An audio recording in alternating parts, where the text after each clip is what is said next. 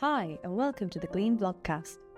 Higher education is rapidly evolving, and both institutions and educators need to keep pace with ever-changing student needs and classroom dynamics. That's where we come in. Our mission is to make learning quicker and easier for everyone. In this series, you'll hear inspiring stories and practical tips from industry experts and frontline educators. Join us and uncover how to create learning environments where every student can thrive. Let's dive in. Hello everyone, welcome to this webinar which is titled Breaking the Dropout Cycle, the Key to Improving Student Retention. I'm going to be talking about how a mental health crisis, underdeveloped study skills and a post-pandemic transition are pulling learners into a vicious cycle and how we can stop it.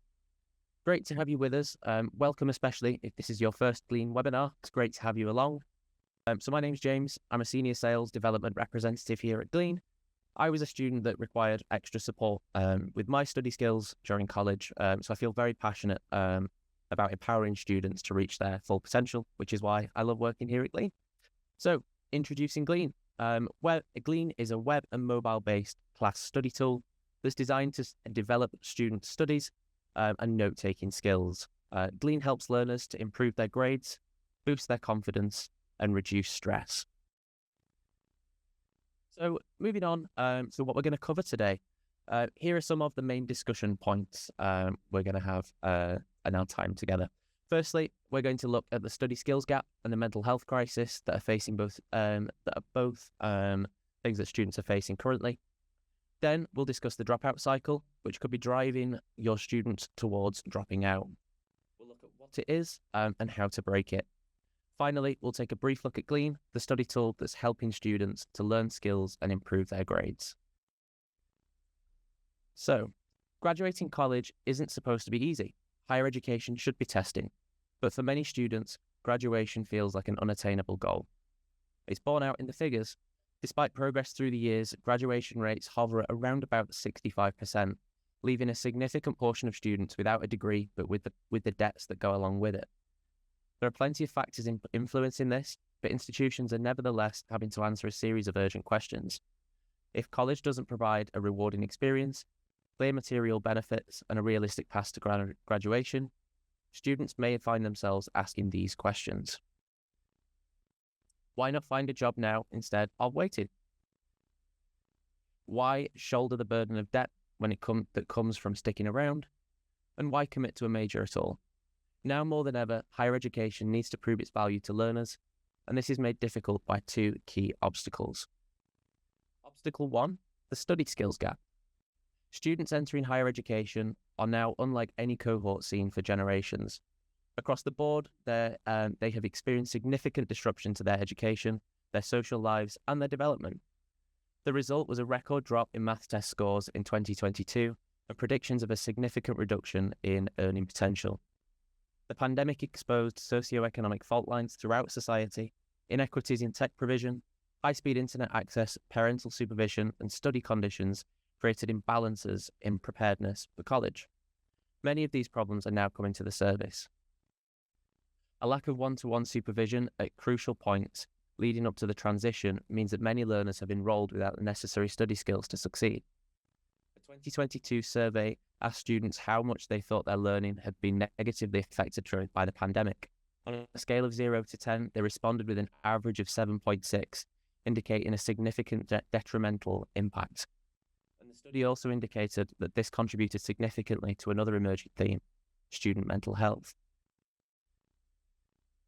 As we said, many of these problems are coming to the surface. A lack of one-to-one supervision, at crucial points leading up to the transition means that many learners have enrolled without necessary study skills to succeed. And the study also indicated this in this graph, as you can see here. Student mental health has now reached a crisis point.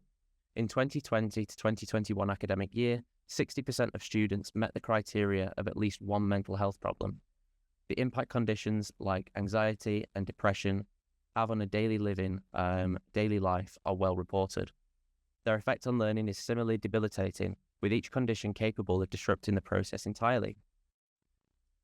What makes the situation worse for many learners is a lack of support programs and established resources to help. Though 71% of student affairs professionals have seen an increase in mental health funding and provisions, the foundations are only just being laid for an improved support infrastructure. This includes resilience training, mental health first aid programs, and peer support networks, with traditional models of one-to-one therapy reserved for more severe cases. But with a majority of students battling in mental health, it stands to reason that most will not be self-advocating. Those that do seek help are looking in a variety of places on campus and are finding that many departments are unequipped to deal with demand. With so much pressure placed on departments and experienced by learners, learning itself suffers. On top of these two huge issues, learners face all manner of structural barriers that influence dropouts. This can include family commitments, financial pressures, work conflicts, medical problems, trauma, disabilities, and other barriers to learning. These problems have been around for much longer than the pandemic, but combined with aggravating factors such as underdeveloped study skills and a mental health crisis, they can make persistence through higher education impossible without support. There's no silver bullet for any of these issues. However, by focusing on area institutions should control, we can ensure that learning itself is free from unnecessary obstacles, develops core skills, and provides a rewarding experience for students. So, imagine you've started a new fitness routine. At first, it's unfamiliar and might even hurt. But imagine you've been following the routine for 12 weeks, and not only is your performance not improved, but it's gotten worse, and it still feels uncomfortable. Would you stick with it? The reason learning is a rewarding experience is because over time, we see the effort we've spent on something has resulted in improved performance, knowledge, or understanding. When something gets in the way of this process, we feel stressed and unmotivated. Why put all that effort in if it's not going to get easier or clearer? Learners often are pulled into a cycle of diminishing returns like this. Academic barriers such as poor study skills or mental health challenges lead to poor performance, and poor performance leads to stress and burnout. Stress and burnout impact students' learning, and so on. It's called the dropout cycle for a reason. After a few spins, learners find it increasingly difficult to hold on. Getting pulled into a cycle like this can make anyone question the value of their education. So, how do we reverse the dropout cycle? Institutions need to solve this problem at the root. The best defense any institution worried about student retention has is improving the experience of learning itself. If the challenge of college is balanced against clearly signposted support and an environment that, above all, feels rewarding, you've solved half the problem. Offering learners support that helps them overcome the academic obstacles could help reduce learner stress, which in turn will result in more self-confidence and improved academics in turn. And meanwhile, the barriers preventing your students from developing core learning skills are gone, leaving your students better able to grow academically. Which leads me on to how we might break that dropout cycle, specifically by looking at common learning challenges. Marissa spoke about learning challenges on the video, and this was the case for all students that took part in our research. There are 4 common learning problems that all students can face in class. Attention and concentration, something we all struggle with, depending on how well we've slept, what is going on in our personal lives, or dare I say it, how engaging our professors are. Students with mental health issues can easily struggle with this too. The second, information processing and cognitive overload and executive functioning. A student for whom English is a second language could have a very similar information processing difficulties. A student juggling multiple responsibilities at home and in their studies are often struggling with cognitive overload and organisation. Finally, knowing how to study. This can be a real learning blocker. If a student doesn't know how to learn from class teaching or how to study in a lecture-based environment, this can be a real challenge. This is certainly an issue for first year and transitioning students. We asked over 1,250 students whether they found these learning challenges a blocker for them in their studies. What do you think the most common response was? So as I said, we asked this to over 1,200 students.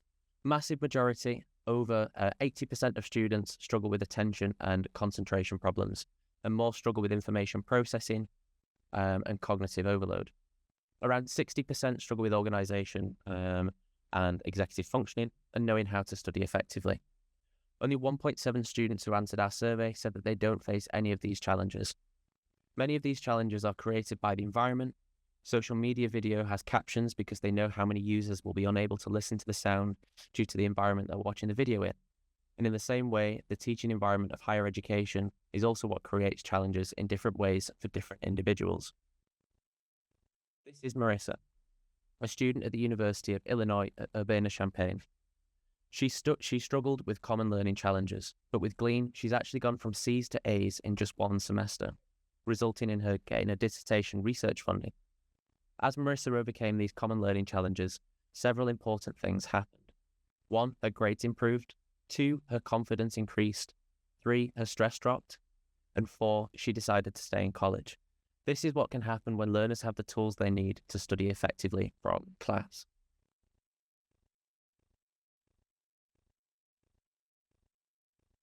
This is because she's looking at learning as a process and not as an event. So, Glean has spent the last decade or so researching different learning processes and how they relate to note-taking. For example, existing frameworks like SAW, developed by Dr. Kenneth Kira, have helped us understand how students can be prompted to think about learning tasks differently. We've built a study process into Glean that helps students to overcome academic obstacles and help them to learn their key study skills. Cora is a scaffolded process that helps students learn more effectively with note-taking and reflection, no matter the learning environment they're in.